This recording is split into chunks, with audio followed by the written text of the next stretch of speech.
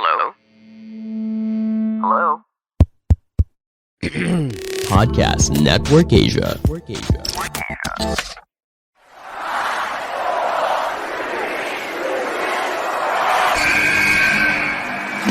What's going on? This is Xavier Woods, a.k.a. Austin Creed. I said give me a hell yeah!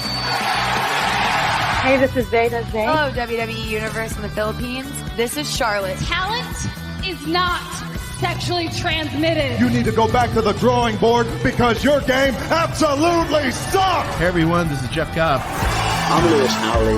I'm Sam Scofield. We are pretty deadly. Yes, boy. Yes, boy. Hello, my name is Ilya Dragunov, the star, the NXT UK champion, and you're listening to the Wrestling Podcast.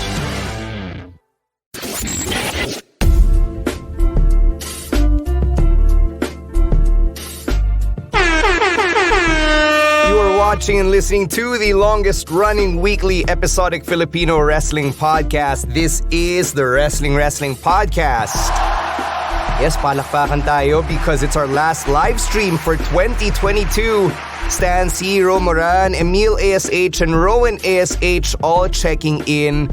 Sabi nga ni Ro kanina nung pre-show, no Chino in the house tonight because he is on his way to wherever he celebrates Christmas. Sana all nakaka-travel for Christmas, ano? North Pole. Hinahanap na siya ni Santa Claus.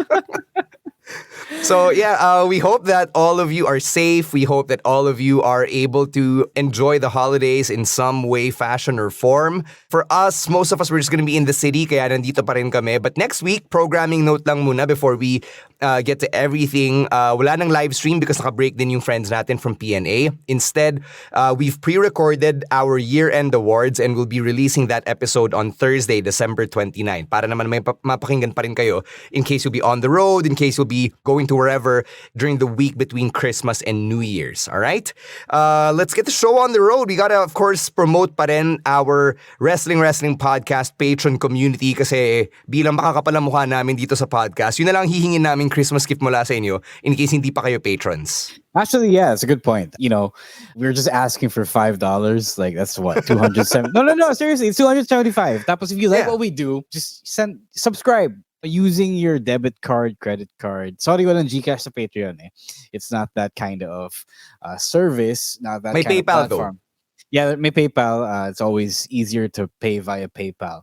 But seriously, if you've liked what we do for the year or, you know, in past years, if you like the content that we bring you on social media, on Spotify, wherever you get your podcasts, please consider if you have some budget left over after you bought onions this year.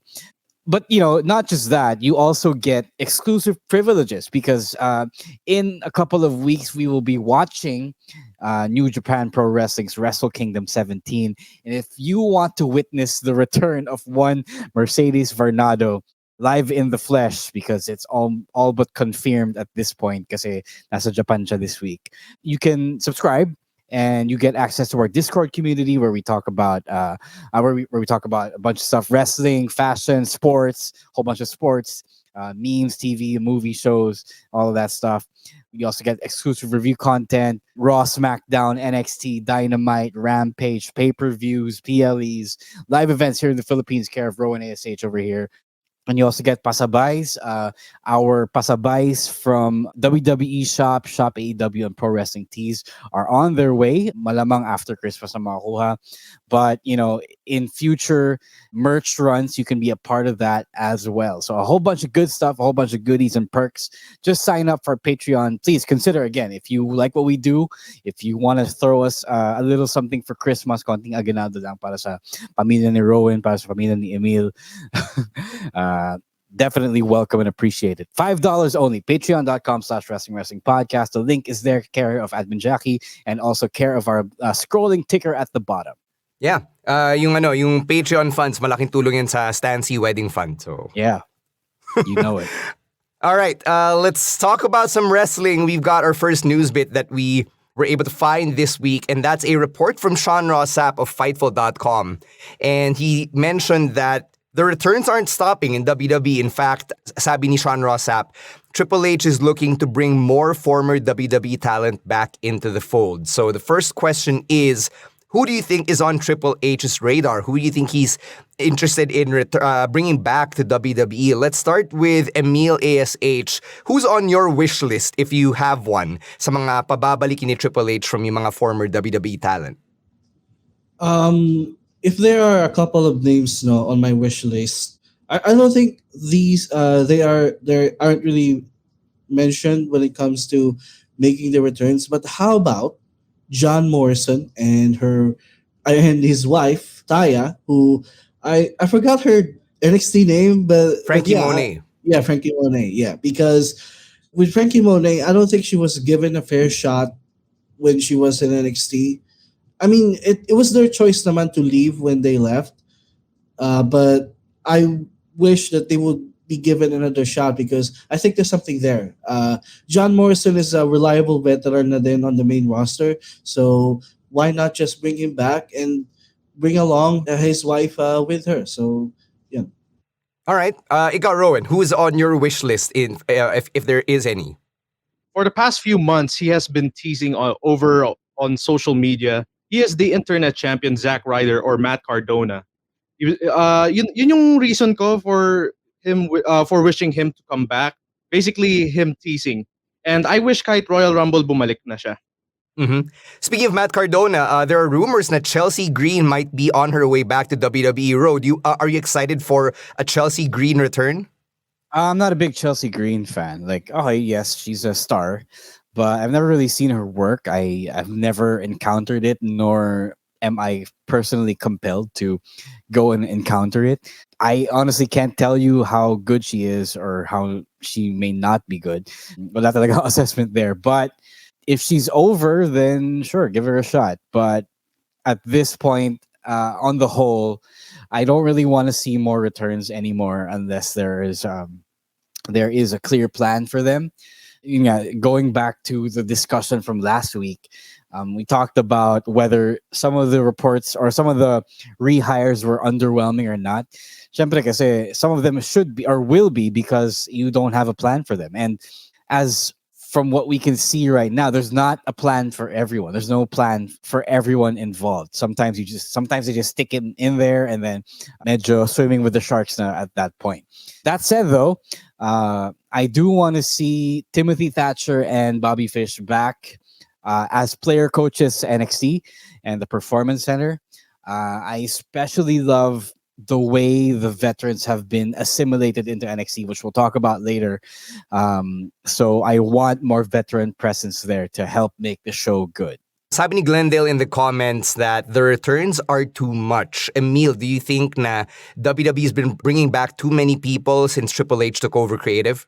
I think now it is because at first it was great, seeing those that were let go or those who left last year come back, but now wala na yung novelty. The novelty has worn off, and it's getting to a point where someone will make a return and then a couple of weeks later hindi na sila nagagamit. They're not even on TV. So kung ganun lang din naman, I am good if the returns would stop here. Yung mga one-off returns, sige, okay pa yon. Yung mga Royal Rumble returns, short returns, pero yung mga gaya what we were getting with Tegan Knox and the Hit Row where babalik sila pero after a while wala na. I'm tired of that already. So Sounds like you're echoing yung sentiments ni Ro. Ikaw, Rowan, do you feel the same way? Yeah, I actually think Triple H should, maghinay-hinay lang siya sa pag-rehire ng mga released stars. Yun na nga, it should be saved for the Royal Rumble. Tsaka, if Triple H keeps hiring these guys, parang yun na nga, sinabi na rin ni Emile, na hindi sila magagamit. Even the current stars won't be used. Kasi parang yung ibang returning stars, mas ginagamit sila on TV like Braun, Hit Row. And siguro pagka, if new or old names keeps coming back, siguro ang magiging problema dyan is like how AEW is inflated when it comes to roster. Now, they can control it with the brand split, diba? Pero the negative here is that some current stars won't be used on TV nga. Mm-hmm. Yeah, we are seeing naman na the brand split is still in effect. But for the most part, if you're not a part of the bloodline or if you're not a big name like Drew McIntyre or Kevin Owens, you really just stick to your show. So I guess that's something that WWE has been doing pa rin naman. Yes, I actually have a counterpoint to my own point. Yes, it's bloated, yes. But the thing is, Triple H seems to be stocking his roster by as we say in sports and fantasy sports, stashing assets so that he can use them in case somebody goes down, in case somebody ahead of the depth chart goes down, gets sidelined with an injury or whatever have you. Nag-rotate siya ng cast. We see now, if you watch Raw every week like I do, you can see that there is a rotation of casts. Yeah. Of bench players. So like this week or the past couple of weeks, you see more Akira Tozawa, and then you don't see as much Mustafa Ali. Then eventually they're gonna move out, switch out some people there. That's nice in theory. I think we are also just saddled with the expectations of everyone that Triple H uses has to get used on TV every week. And it's a realization that I had just now that, okay, maybe we shouldn't expect it like that. The problem with Vince releasing a lot of people that I had before was that it ended up really thinning out his roster.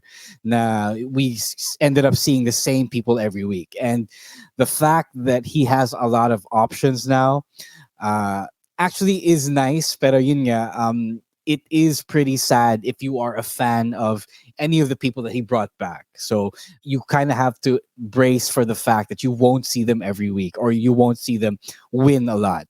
Yeah, I think yung model dito in an ideal scenario is probably what Lucha Underground used to do, because Lucha Underground had a huge roster for a 1-hour show, and as you mentioned, Ro, it was a rotating cast where a certain 2 or 3 week period you'd see a certain number of stars being featured, then they'll be on the sidelines, and then another set will be featured every now and then, or like every other week in rotation nila. And I think that's kind of something that we're seeing on Raw, as you mentioned. So there has to be a happy middle there somewhere. Of course, hindi naman tayo nakakalam how to best do it. So, I wouldn't know how to best do it either. I'd probably leave it to the pros to do that. Exactly. It's just a tough call, but I think there's a bigger net positive in what Triple H is doing. Yeah, 100%. I agree 100%.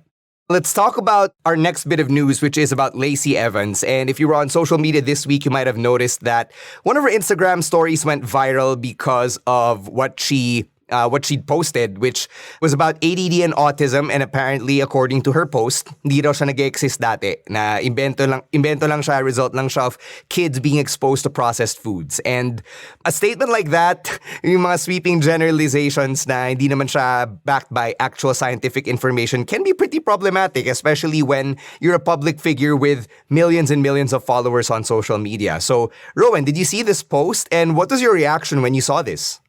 I hated her even more. So when we were having our pre-recorded audio only of the awards night, na-mention ko na the WWE is struggling with Lacey Evans' push.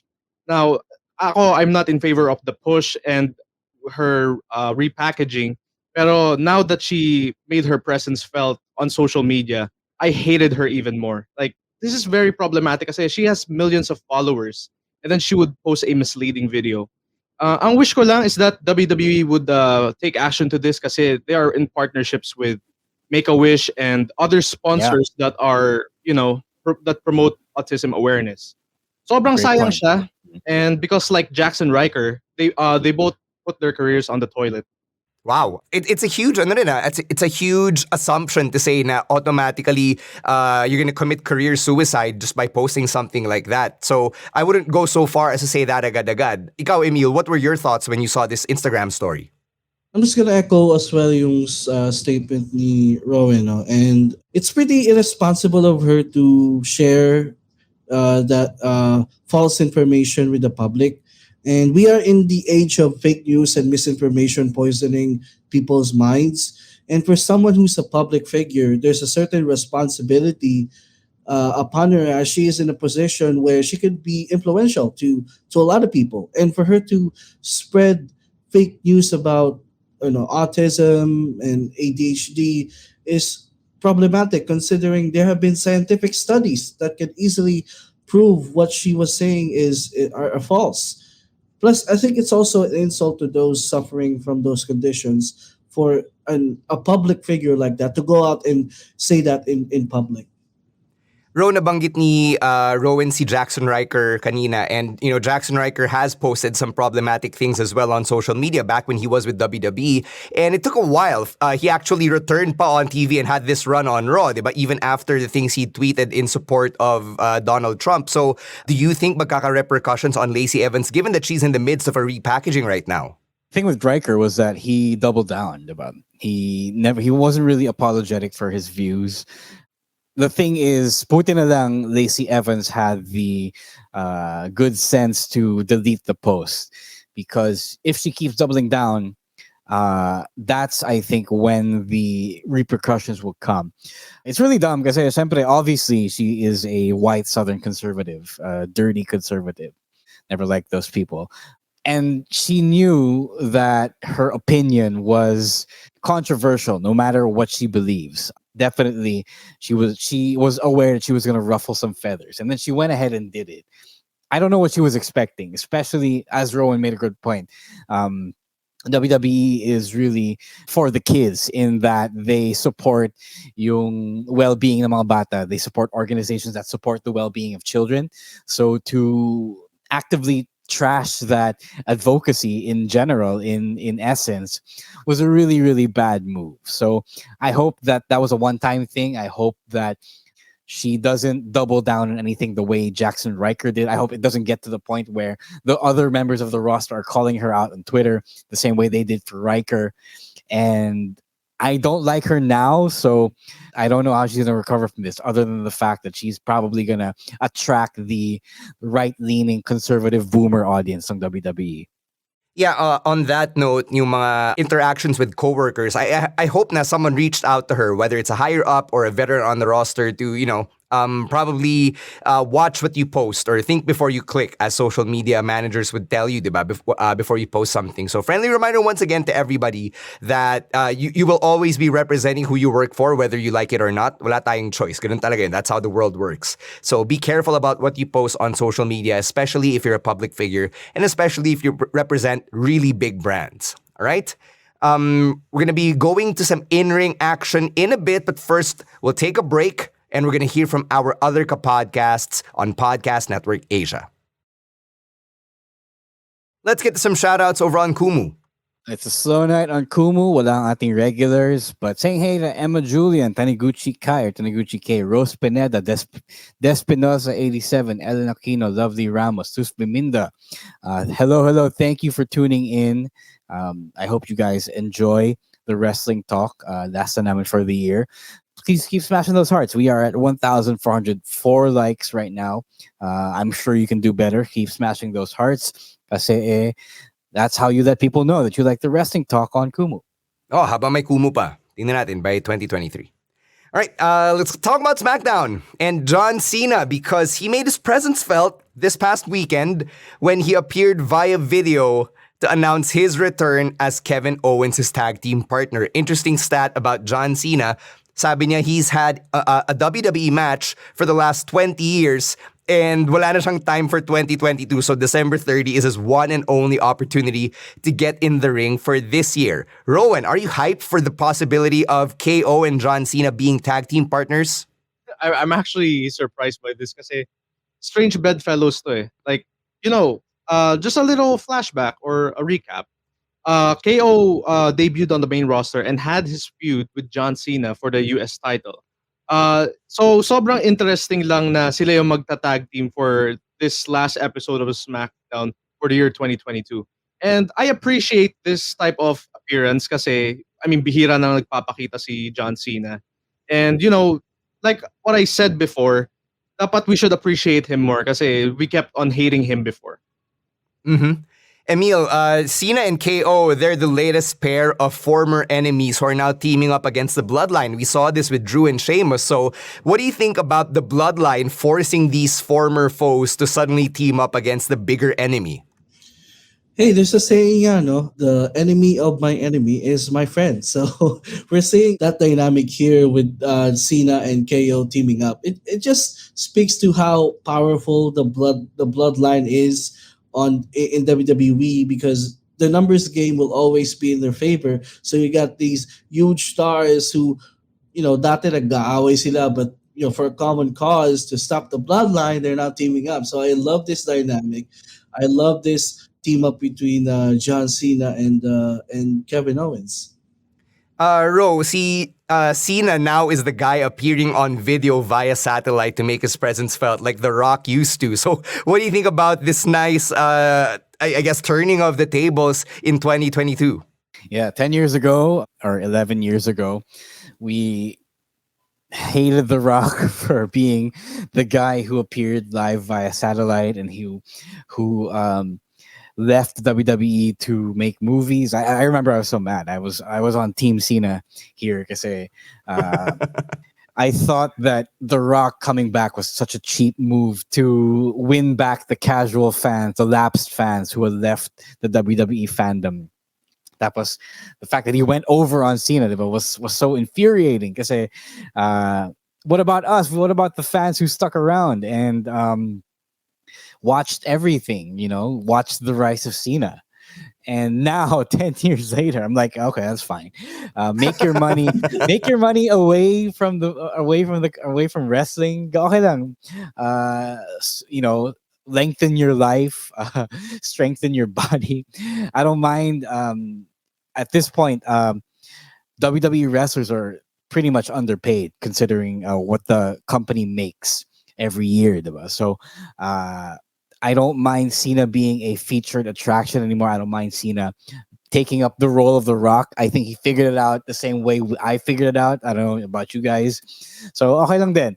I do miss Cena. It is fun to see him back, even when he cuts a corny promo like he did on Friday, diba?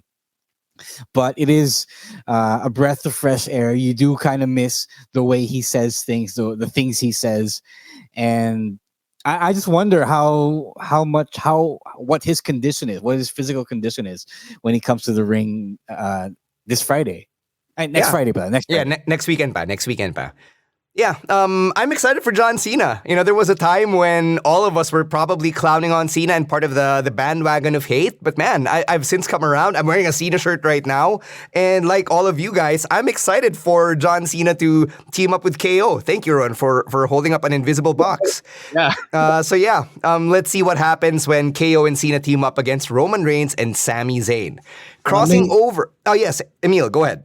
May I add something here? I love how WWE is investing in this last episode of 2022, because usually yung mga end of year episodes are just fillers or recaps. Yeah, we're getting that with Raw next week. But with SmackDown, they're like putting all their eggs in one basket here with probably the biggest tag match of the year. So kudos to WWE for putting some effort here for next week's SmackDown.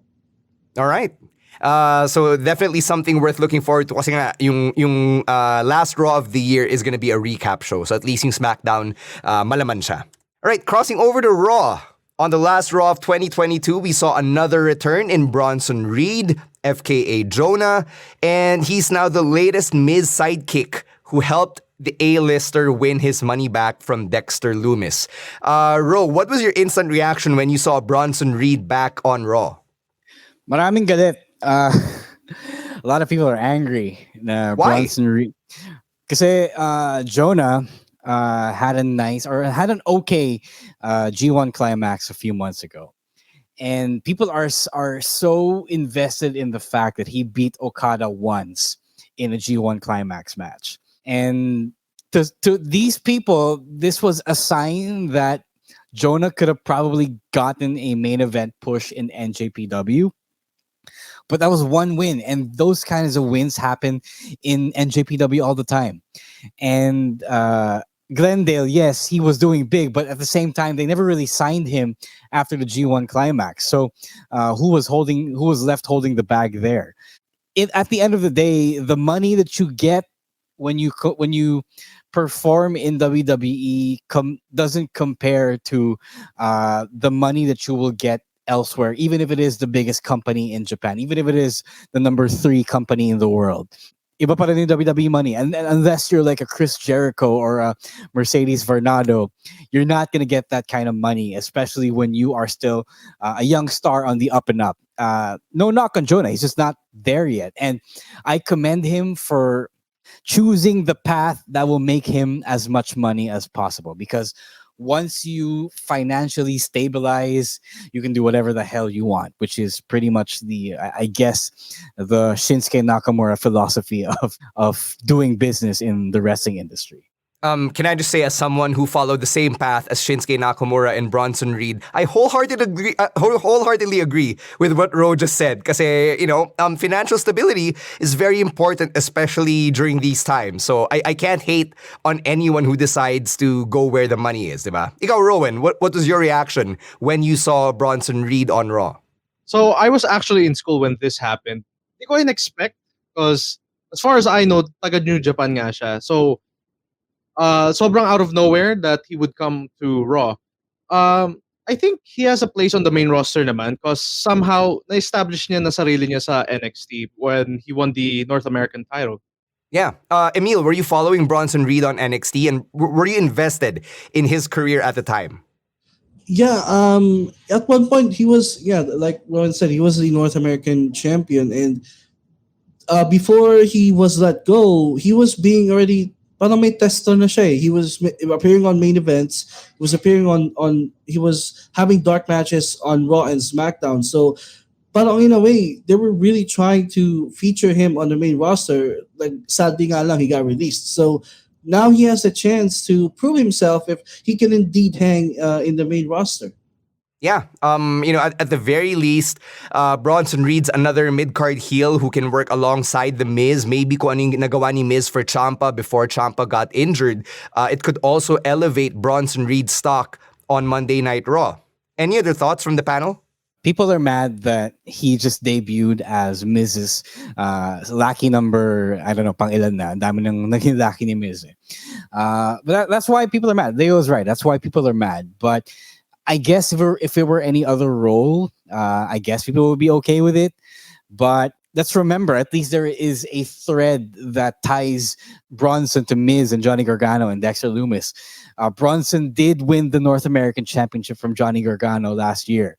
So there is a thing, there's a reason, there's a built-in reason why this is happening right now. And being Miz's henchman on TV is better than not being on TV. So that's just what I'm going to say. Yeah, ikaw, Emile.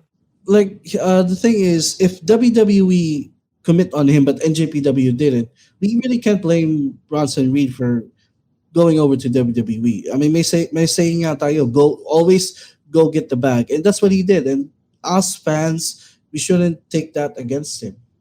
Yeah, you're absolutely right. One last thing on The Miz. I wouldn't mind seeing Miz transition to being like an MVP, where he's a manager pero nagre-wrestle pa rin siya, and he can manage his own stable of wrestlers, diba? Like, he can bring Bronson Reed and Ciampa together as like a tag team, and then kung sino pang gusto niyang hatakin from NXT, he'll be their MVP, diba? He'll be like a white MVP or something.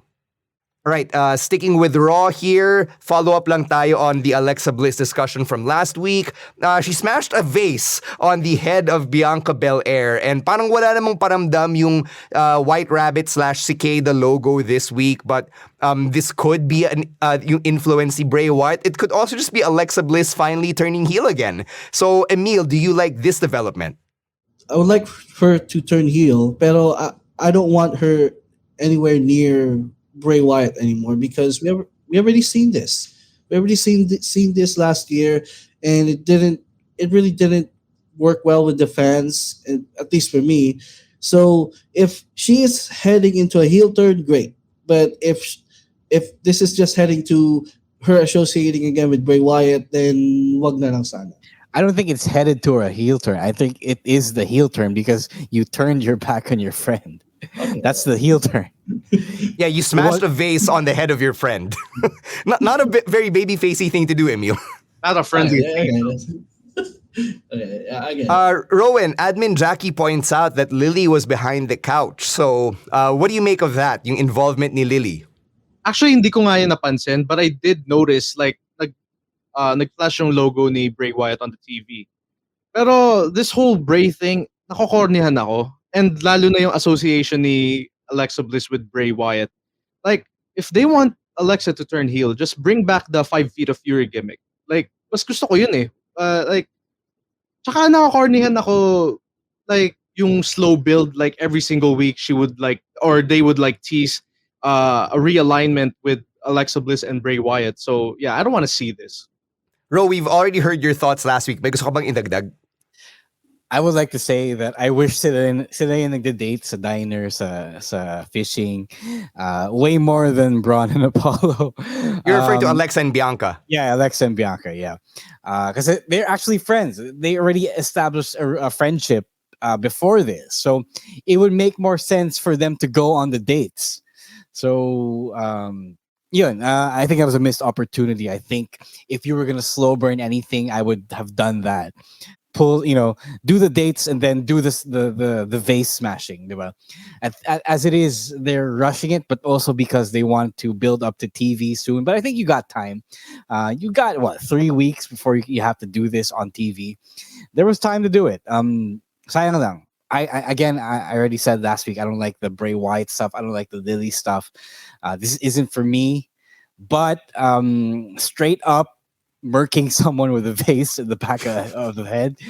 Okay, I can get behind that. So again, let's see where that goes. At least because it wasn't the weird cryptic stuff that she used to say, she used to recite before. So again, let's see more action. Let's see more treachery on that note, and less of the cryptic speaking that Rowan and I don't like with Bray Wyatt. Yeah, at the very least, everyone can point to that bit of footage where, Alexa, it's so clear na ikaw yung gumawa nun, diba? Like, there's no getting around it. And it also makes for a great meme. So there's that. I don't know if you guys have seen yung meme na parang, basta ang dami ng memes where, like, pressure and responsibilities are creeping up on you, like Alexa hitting you in the back of the head with a vase. So... All right, sticking with more women's action on Raw, we got an intergender match between Rhea Ripley and Akira Tozawa, and all of the Rhea Ripley simps online were saying, sana all matulad kay Akira Tozawa. Rowan, you raised your fists in joy, and it seems like you actually like this match. I raised my hands because I like this match, not because I'm a Rhea Ripley simp. This is my favorite part of Raw. Both competitors did a great job kasi they made this intergender match like PG friendly. Limited sila with their moves, pero somehow they made it work. So si Tozawa, he mostly did like evasive dodges. Pero si Ripley yung gumawa ng mga power moves and they made it work basically. And sana there would be more intergender matches, pero kahit sa I guess live events lang. Siguro doon pwede nila magawa yung like men could strike women. Okay. One of our patrons and friends of the podcast, Aaron, says he is a proud Rhea Ripley sub and he feels represented. Yes, you do you, sir. Ikaw, Emile, what did you think of Akira Tozawa's Reggie-like offense? I think, sabi ni Roman, it's an intergender match. And we all know WWE doesn't really like intergender matches anymore. But they did it in a way na he doesn't cross the line. Like all Tozawa did. What is the line? Like, like violence on women. Because we don't really condone that anymore in 2022. That's not where the nuance is, pero I'll let you finish. Pero yun na nga, parang nairaos nila yung match. Like honestly, I didn't like it, but if this is the first step towards intergender match being normal again, then I'm okay with it. Siguro next time it'll be better than what we got on Raw, but yeah, this is a good step, maybe, I guess. Siguro, I'll let you do your counterpoint. Yeah, Rowan muna. I just want to add that the reason why they don't do intergender matches anymore is because of their WWE's partnership with Mattel. Yun lang yung alam ko. Pero basta may kasunduan sila na wag maglaban ng babae at lalaki. But they did anyway. And for you, Akira Tozawa not getting to hit anything was a intergender match working. That to you is a good intergender match where the man isn't technically allowed to hit the woman, but the woman is allowed to do whatever she wants to the man. That's a good intergender match to you. Just because Tozawa was able to evade the moves in a really athletic manner, that's a good match to you. Jesus Christ. I knew you impressed easily, but I didn't know it was this easy.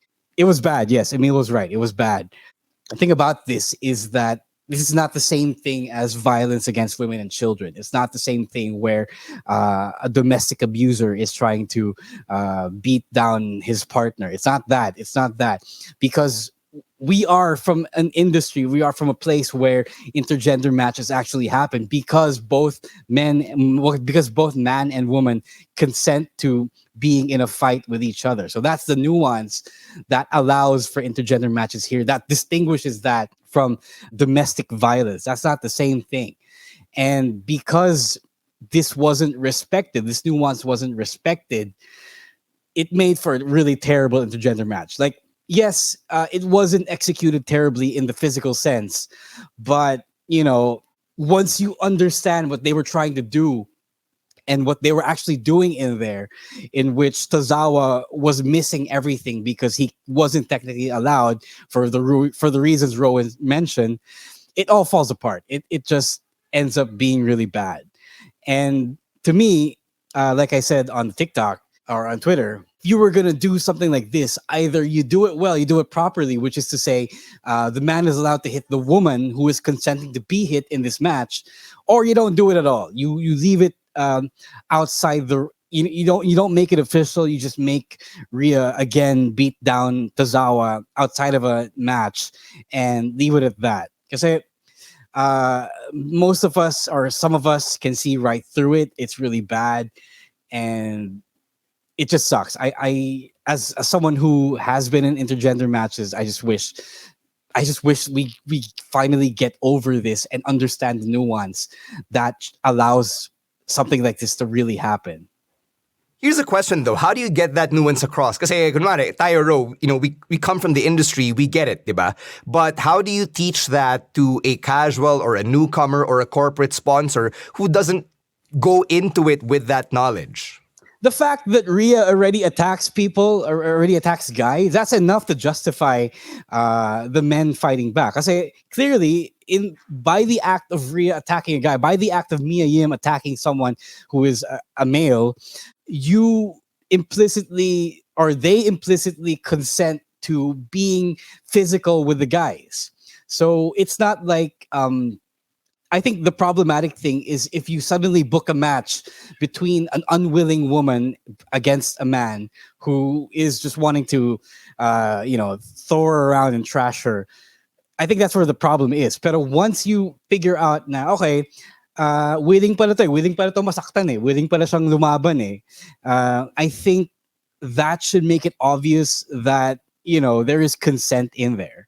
Right. If you guys are new to the concept of intergender matches that really go hard, you might want to check out something like Candice LeRae and her tag team partner, who shall not be named, against the Young Bucks. Like, Candice LeRae used to bleed heavily at these PWG shows, diba? And that's basically where she became really famous.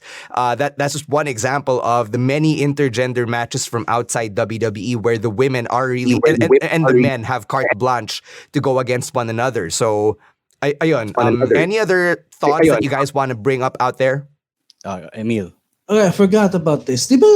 Remember when Nia Jax was in the Royal Rumble? Yeah. And she took...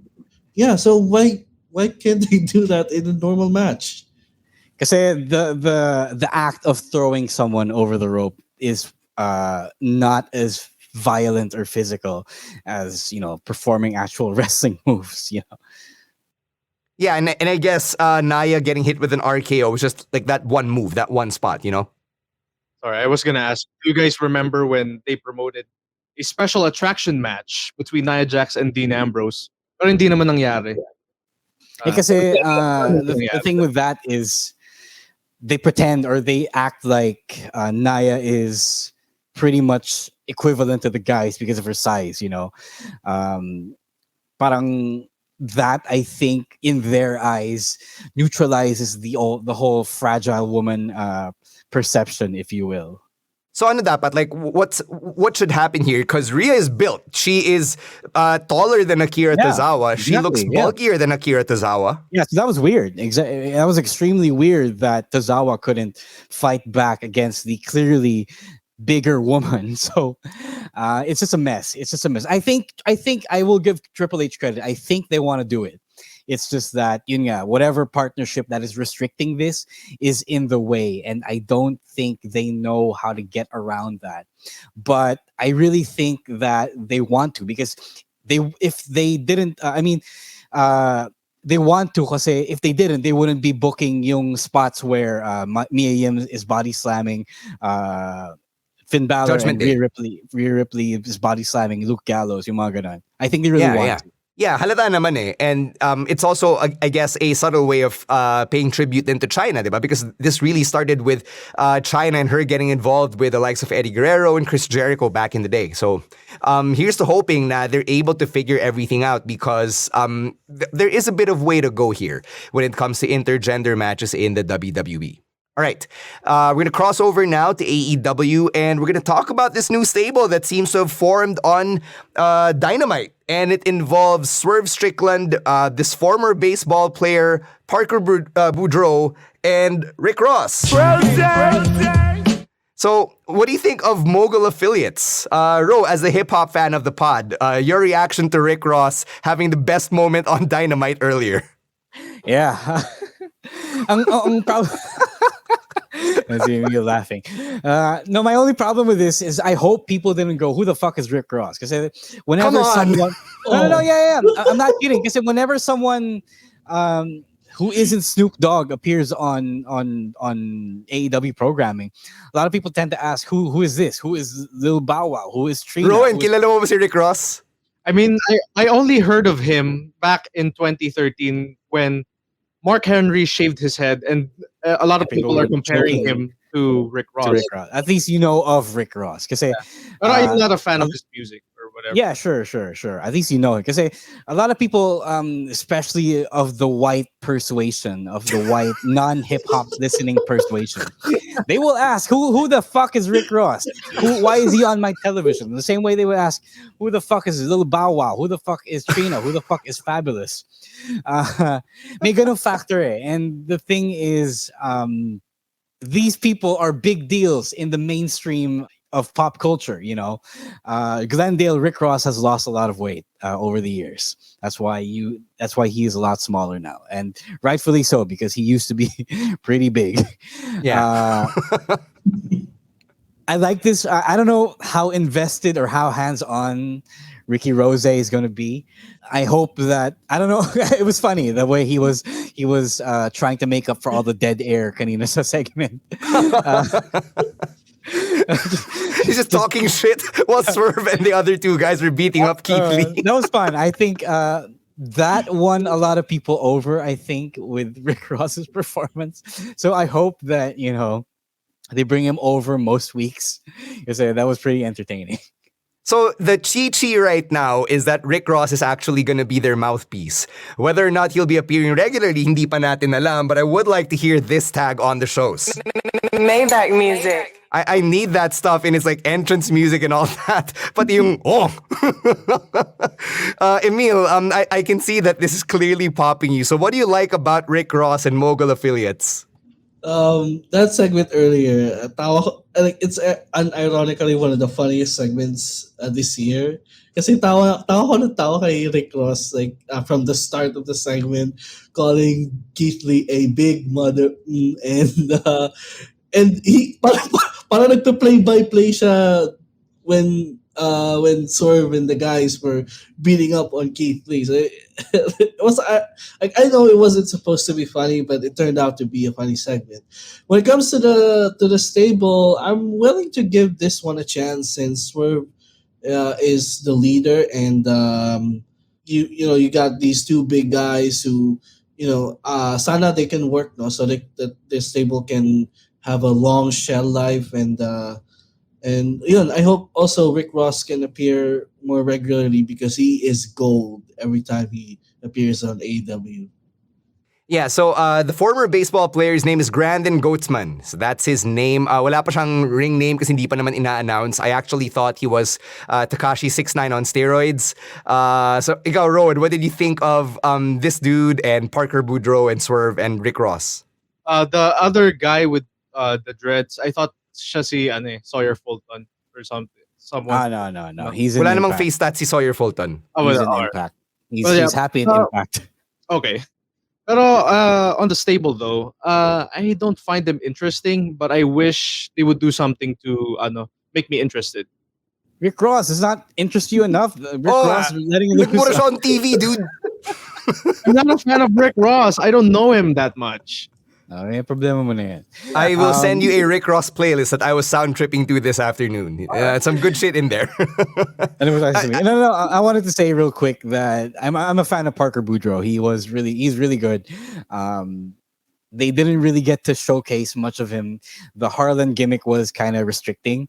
So if you, only I watch Dark around here, but the few times he was on Dark, he was really good. And I think may some things sila done. And I think this is a better vehicle for him than Trustbusters. So I would keep an eye on Parker here. I just want to say na I found it very weird that either AEW or TBS wala silang 3 or 5 second delay to censor things because Rick Ross cussed on a live mic on live television and narinig siya, and I was watching the TBS feed earlier, so medyo problematic yun na wala silang parang accounting delay for censorship and whatever, because when we do the WWE shows, there's clearly a 1 or 2 minute delay to censor stuff, which is why I had to explain things to some of you on Discord sa Patreon group natin. So yeah, it was just very weird to me that Rick Ross and his MFer were heard live on TBS. Yeah. Well, that's Tony Khan's problem now. Kung ma-fine siya ng KBP, siya ng bahala. May pambayad naman siya siguro. Hindi ko alam paano isa-censor ng sino man nag-air ng AEW dito. Good luck with that. I don't know. Premier Sports. Premier Sports, yeah. Oh, good luck dun. Aaron asks, whatever happened to the Trustbusters? They're part of they're part of the Rampage Casino Battle Royal thingy. They're still wrestling on Dark. Sino ba yung Ari Davari wrestles a lot on Dark. See Slim J. He still wrestles on Dark. So just catch them there. It's a nice distraction, if you will. What if Rick Ross starts appearing on Dark and Elevation? Okay lang, kasi the thing is taped before the show anyway. So it's not like he has to go out of his way to get on that show. But anyway. So yeah, thank you, Rick Ross, for now being part of AEW canon. Something I didn't know I needed for 2022. Sobrang na-out of place ako since kayo lang yung nakakagets. Whatever it is, joke. Keep up, it's not an inside joke. Or whatever. Rick Ross is famous, dude. Yeah. No, the joke here is he said motherfucker on TV. That's not an inside joke.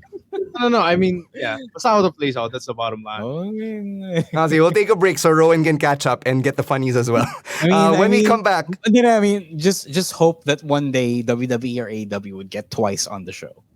Yan. Para makabawi ka sa amin. You can identify all of the others kasi kilala ko lang sina Momo, Nayon, and Tsuyu.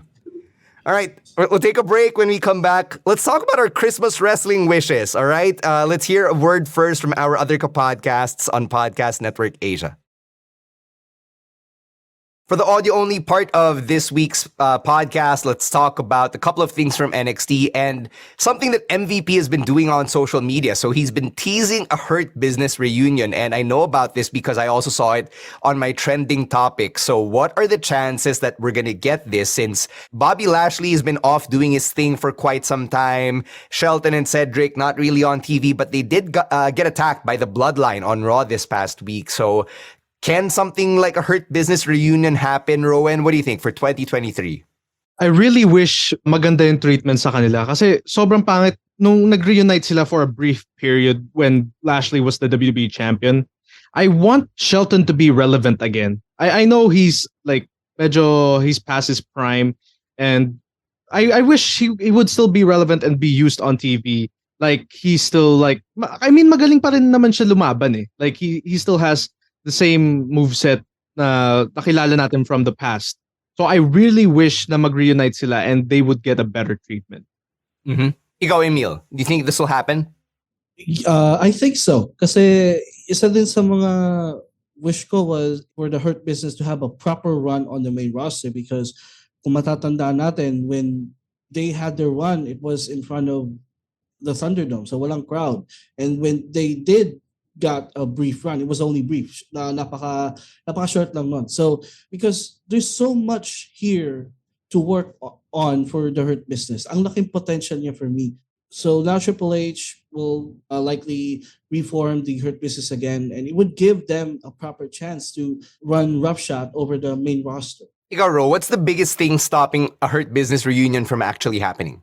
Biggest thing stopping the political will of whoever's running the show. MVP Amos was a Vince McMahon thing. So with that out of the way, I think Triple H was just really parang tying up those loose ends. I think he wasn't really into Omos as well. That's why natalo siya, diba? Natalo si Omos when he fought Braun Strowman, and we never seen him since. So I think they quietly phased him out, and I think they're going back to the Hurt Business because Cedric is a Triple H guy. So I think there is something there. It lines up with the way they usually tell stories. Like MVP wouldn't. It's not just a throwaway thing that he did there when he mentioned Bobby Lashley to Adam Pearce. So I think there is something there that's waiting to be unfolded, to be uncovered. So ready na ako dun. All right, yeah, I'm also ready for a Hurt Business reunion. But it's been way too long since we have seen a faction like the Hurt Business. Plus, I love the visual of these guys just wearing suits and power walking to the ring. So, as a lover of suits, I can't wait to see them back on TV as a unit. Just a question. Yeah. What is the potential of Omos possibly being the fifth member of the Hurt Business? Okay lang. The thing about Omos is he seems like a nice dude, and I think I do want him to succeed. And the best way to do that is to surround yourself with a bunch of guys who clearly know what they're doing. Diba? So from MVP to Bobby Lashley to Cedric Alexander, that's it. They're good wrestlers. So if that were the case, if MVP brought Omos in as the real heavy of the Hurt Business, I would be okay with that too. Yeah, it'll be like Evolution, diba? Na sina Randy Orton and Batista were the young guns who were new to the business, and then Triple H and Ric Flair literally shepherded their careers and turned them into stars. So I think if Omos was the fifth guy, then you can do so much worse than Cedric, Shelton, MVP, and Lashley. So yeah, let's cross over to NXT and let's talk about that Booker T and Roxanne interview segment. And Ro, you said on Patreon that you were such a huge fan of the way that this all unfolded because of the natural chemistry between mentor and student. Yeah, Booker T has this tendency to overact. You know how he is. Sometimes he'll just go all in on his shucky ducky quack quack gimmick. But this. Obviously, he has some real skin in the game when it comes to Roxanne Perez. He trained her pretty much, and I'm sure he endorsed her to the big companies from ROH to WWE. So, meron siyang ROI here. And I think that that's shown through in the way he talked about and to Roxanne in that segment. And that was like the real Booker T that drew people in back when he was an in-ring competitor, back when he was a bona fide main eventer. So I really like that. And syempre meron silang natural rapport between him and Roxanne. And all Roxanne had to do was play off of it, like the student that she was. Diba? So I like that. I don't think Booker can replicate that with a lot of other guys, a lot of other girls, people. So I think that kind of segment or his interactions with Roxanne are one of a kind. Ikaw, Rowan, your thoughts on your matchmate, Roxanne Perez? It was really heartwarming yung buong segment na yun. I like how they reminisce about their days in yung reality of wrestling, but whatever the training facility. Yeah, reality of wrestling. Yeah, and then they also brought up that short clip from Total Divas na nangangarap si Roxanne na maging diva someday. She was talking to Natalia. I really love that. Plus, yung chemistry ni Booker T and Roxanne, it was really cool. Really reminds me of William Regal and Bryan Danielson. So that was really cool. Mm-hmm. Ikaw, Emile, I see a huge smile on your face. Was that one of your favorite segments from NXT this week? Yes, kasi napaka-wholesome niya eh. Because usually interviews are so tense, like it would usually lead to a brawl or a challenge. But this one, it was just a trainer and the mentee just reminiscing on the good times, and Booker being so proud of her winning the NXT Women's Championship. And gusto ko din yung ending niya where Roxanne asked for more for advice now that she is a champion. So napaka-wholesome lang, and I really enjoyed that segment. All right. One more segment that went viral on the internet from NXT was Grayson Waller and Braun Breaker recreating the Bret Hart and Goldberg Iron Plate segment from WCW in the late 90s. So, Ro, did you immediately get that reference when they did that on NXT? When I was following yesterday's NXT, syempre, I was just following on social media. So I didn't see it live. So syempre, when I got caught up, I already saw the people saying, "Oh, they did the Bret Hart Goldberg spot." So I can't say I was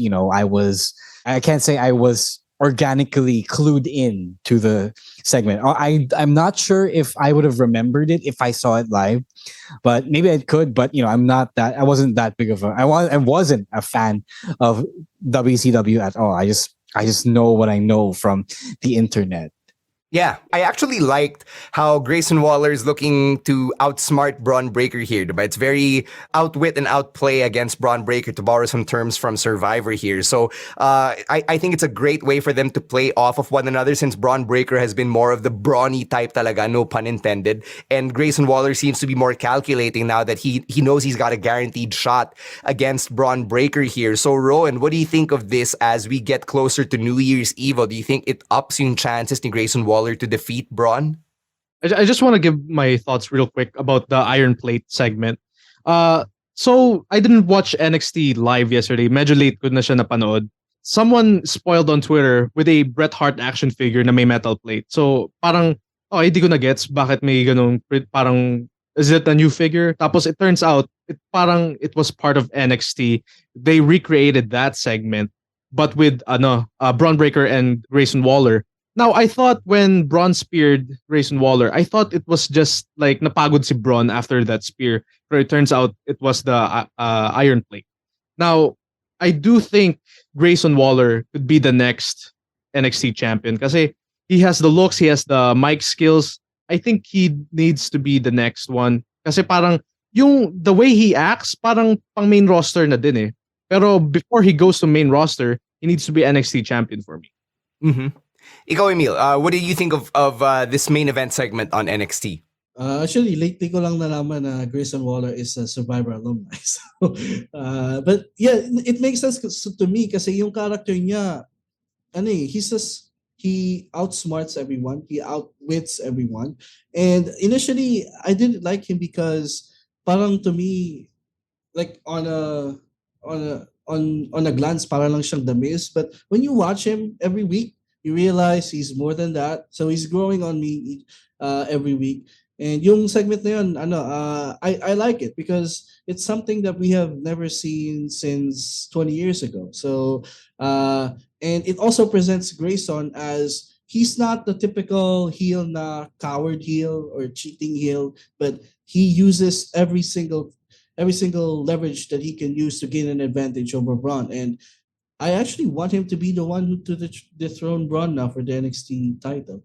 Yes, please. I think we are the Grayson Waller fan club here on the Wrestling Podcast. Ikaw, Ro, any thoughts on that entire segment? Huli si Emile, di niya pinakinggan yung interview natin with Grayson Waller. I'm sorry about that. Yeah, he didn't know he was a Survivor alum. We cover that extensively. Yeah. I thought the segment was cool. I like how NXT is leaning in toward the hardcore fan demographic. So that's pretty cool. They know their audience as well, and they are willing to take different creative risks. I think on as a whole, and on the whole, they try way more different things on NXT than on the main roster. I don't know if you guys have noticed it as well. So talagang iba-iba, and it's really fun. And that segment with the Iron Plate was a part of that approach, and I really enjoyed it. And I also enjoy the fact that it closed the show, because oftentimes a Braun Breaker segment would be somewhere in the middle of the show, so it doesn't feel important. Yep. The NXT Championship doesn't feel important, so I like that they made this feel legit and made Waller a big deal in the process. So big win all around. It popped everyone. You don't see the Iron Plate every day, diba? I just didn't like how Braun died after spearing the plate, which doesn't make sense. As our friend Andrew Goldstein also mentioned on Twitter, the most you would do is get shoulder pain. That's it, not a concussion. So yeah, pretty fun. As Emile said, I do hope that this would lead to a big win for Grayson Waller. I think people are low-key tired of Braun Breaker. If you're not outright saying it yet, you're probably feeling it deep down. So ready na tayong lahat for a change. Yep. Change is coming. Hopefully the good kind, and in the form of a Grayson Waller title win at New Year's Evil.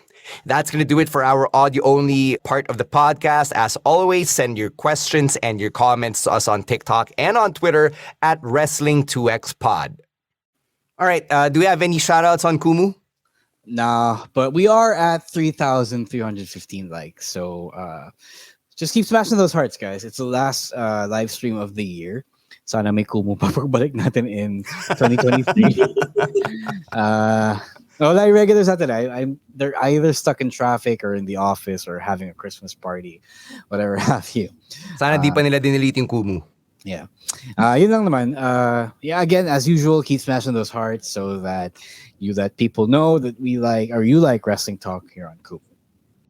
All right, let's talk about Christmas because it's happening in 3 days, and I want to talk about your Christmas wrestling wishes. So get yours in the comment section as we go around the panel. Let's start with Emile ASH as the newest member of the podcast. Meron ka bang Christmas wrestling wish for 2023? I have a couple of wishes. First of all, it's for all major promotions to thrive next year, so that fans can have multiple companies to watch and be happy watching wrestling every week. And plus, it's also beneficial to wrestlers so that marami silang places that they can work on. And second, I think this is more of a resolution than a wish, but I wish next year I could finally go to a local pro wrestling show, because someone from the province, these past couple of years, medyo mahirap pa kasi there still are restrictions in place when it comes to traveling. But I think now that the world is slowly opening up, this coming next year, it's number one on my goal, on my bucket list, to attend a local wrestling show, because I've never been to a live professional wrestling show, so not even a WWE live event. So this is important for me this next year, so I could also meet a lot of you guys, like Stan, Rowan. I can finally meet y'all in person. So, and also people sa comment section natin. So yeah, those are sure my. about that? You sure? Yes, of course. Joke lang, guys. Emile, maganda na, no? Gusto mo ikaw yung pumunta rito kasi the last time na yung local wrestling pumunta sa probinsya, hindi nabayaran yung mga wrestler. I know. Yeah. So, yun yung wrestling wishes ko for Christmas wishes ko. Daig ka pa ng new friend namin na si SF Wayne. He flew all the way from San Francisco just to watch MWF. I'm not kidding. He really did. We actually saw him in the front row. He really did. He has quite a bit of cash on him. Sana all.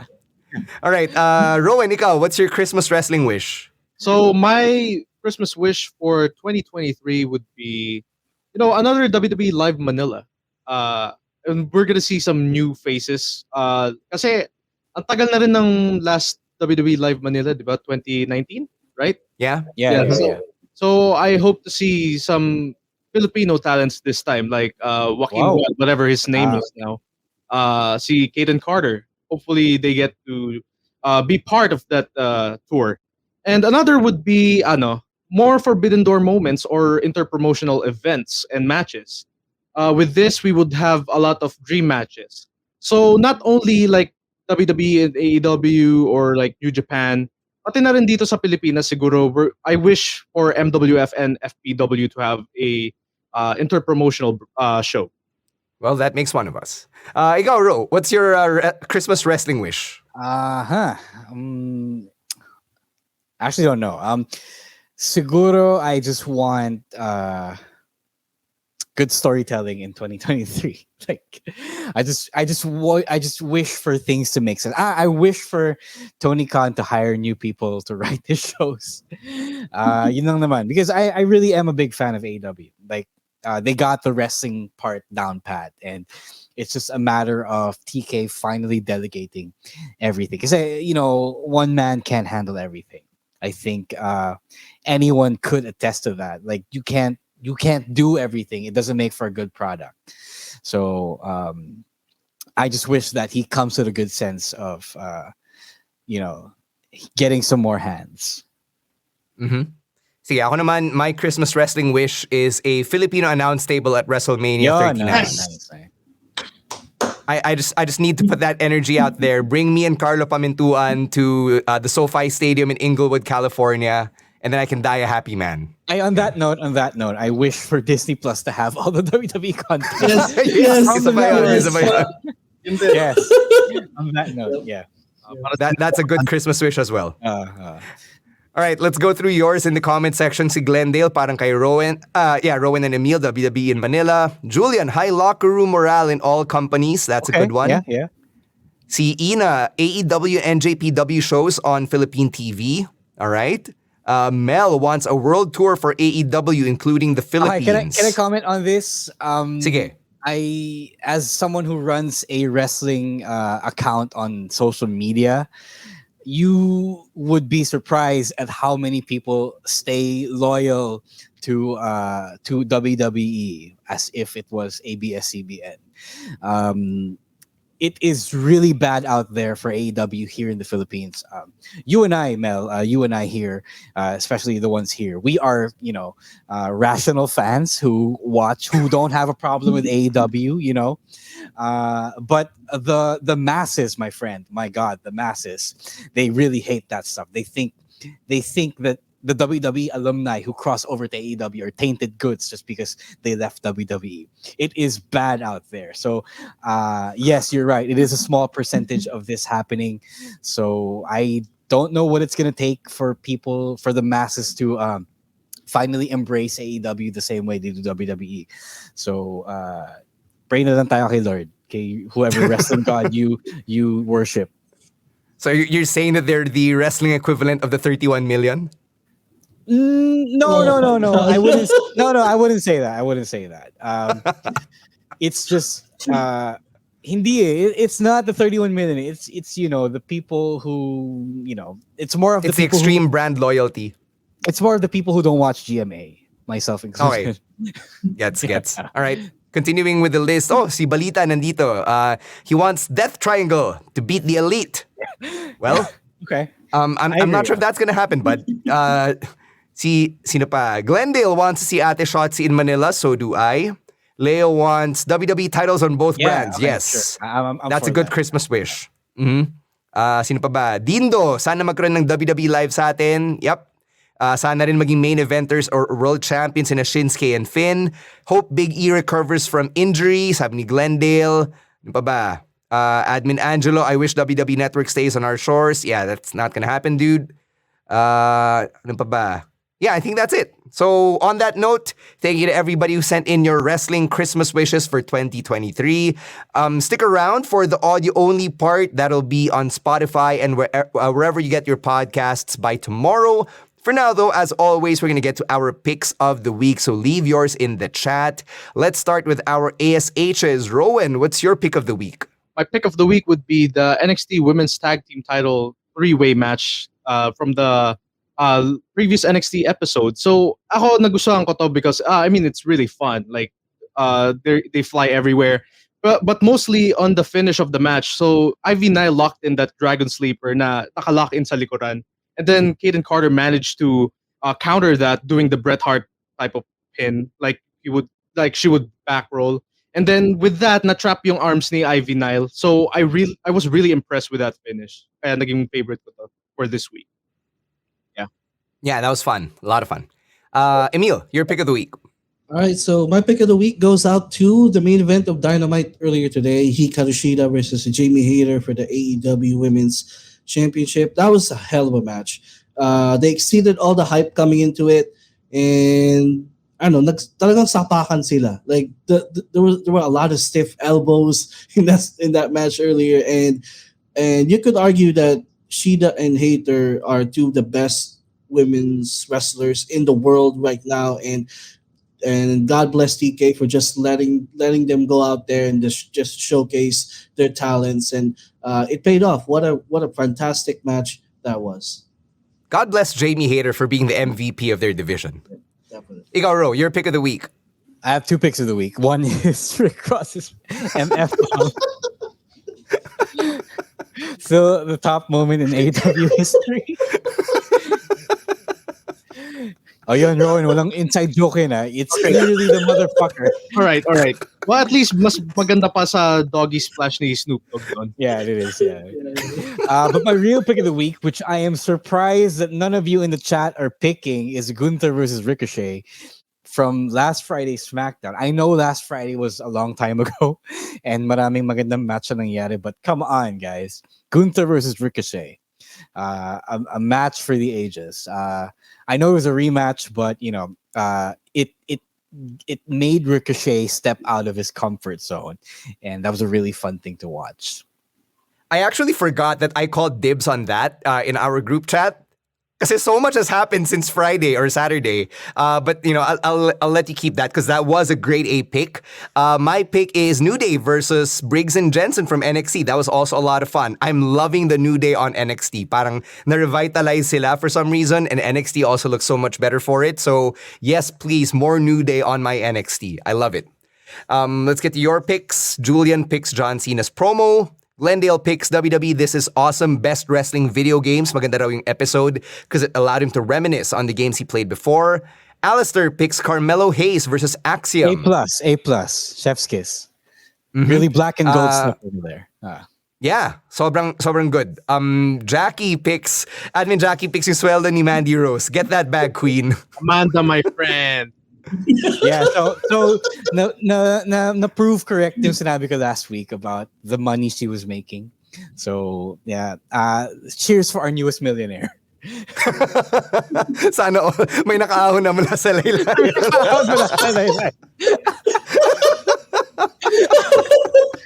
She didn't even need a man. Like, Tino had nothing to do with it. Yeah, that's right. Leo picks Hayter versus Shida from earlier. Advin Agilo picks WWE Holiday Promotions and yung women's title match. Sino pa ba? Giancarlo picks Sammy versus AJ in that Blue Thunder Bomb finish. Yeah, Sammy actually won with a Blue Thunder Bomb. Holy crap. That was the second time I've seen it, by the way. Akala ko first time lang yun last Monday. No, I've seen it. I've seen it one first other time in a while. Yeah, I can't remember when the last time was, but I know I did see it. Aaron picks Chris Jericho on this horror B film, Terrifier 2, and yung fan time account ni Mandy Rose. Subscriber ka ba, Aaron? Tinulungan mo ba umangat laylayan si Mandy? Alistair picks Grayson Waller outsmarting Braun Breaker with the metal plates. We'll talk about that in the audio only. And Ina picks NJPW Road to Tokyo Dome. O nga, malapit ng Wrestle Kingdom. The next live stream we do will probably be a Wrestle Kingdom review show. Tama ba? Yeah. Kasi January 4 is on a Wednesday. Yes. Yeah, so our next show is a review show na. So walang predictions. If you want predictions, we'll probably just do it online. So follow us on TikTok and on Twitter at Wrestling2XPod. Let's get some plugs. Rowan, anything to plug on your end? Wala naman, but advanced plugging lang siguro for the WWP Awards night. It will be published next week. And read our audio. Read our audio only today. Read our reviews. My review for the Noche Buena pay-per-view from MWF. It's free. Free to read, yeah. Yeah, free. Totally free. I mean the pay-per-view na MWF. Whatever. Mali yung... Yeah, it's free. It's free. Right. I made it free for all. All right, yeah. Okay. Emile, any plugs? Just follow me on Twitter and TikTok. I mainly post sports opinions on TikTok, Yes. and also subscribe to our Patreon, and yeah, plug ko na rin our year-ender episode next week. Oh, Rowan, nagsispin daw ba yung title mo? That one hindi. Yeah, kasi the latter WWE championships had the logo stuck in place, diba? Corny. Actually, Okay.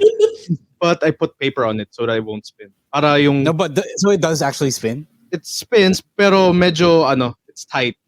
I need to put some langis. All right. All right. Now Ikaw, that Ro, we- any plugs? Yeah, Noche Buena, for those who haven't gotten to watch it live, is now up on the MWF Gank profile.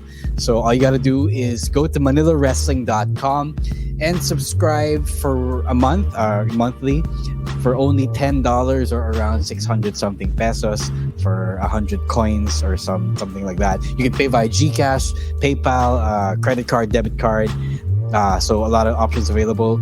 So if you want to support local wrestling, and if you didn't get to catch that really major event from a couple of weeks ago, was it a couple of weeks ago, it's available there. And then you could also watch previous episodes of Action Revela TV. And if you stay subscribed, you will also get to watch, well, future episodes kasi matagal pa pala yung break namin. So yun lang. Please support local wrestling, and also follow us on TikTok at Wrestling2XPod.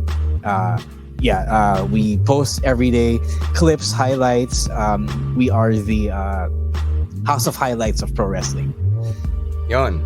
For me, just a quick plug. Please watch Emily in Paris Season 3 on Netflix. I'm one of the members of the Tagalog voice cast. Ako yung frenemy ni Emily, si Nicolas De Leon. So, go catch that in Tagalog. Really fun stuff. I'm actually watching it in Tagalog myself kasi hindi ko pa napanood yung buong episodes. I just watch the scenes where I'm recording lines. So, please check that out. You can also follow us on Twitter at EML_Meister, at Monday Night Rowan, at Cena Supersized, at Rowas War, and at _Stancy. Thank you very much to our producers over at PNA for all of the work that you do. Thank you to all of our subscribers, patrons, listeners, commenters, streamers, everybody who keeps joining us for the podcast. Thank you for sticking with us in 2022 kahit na ang dami nang nag-onsite ulit, kahit na physical work or physical school na ulit. Really appreciate having you on. You completed our 2022. Sana for 2023 ganun pa rin. We'll catch you right after Wrestle Kingdom 17 or 18? 17, di ba? Yeah. After Wrestle Kingdom 17 on January 5 for the next live stream. On behalf of everyone from the Wrestling Podcast, Merry Christmas, you filthy animals, and a Happy New Year. Merry Christmas. Next week na Happy New Year. Peace.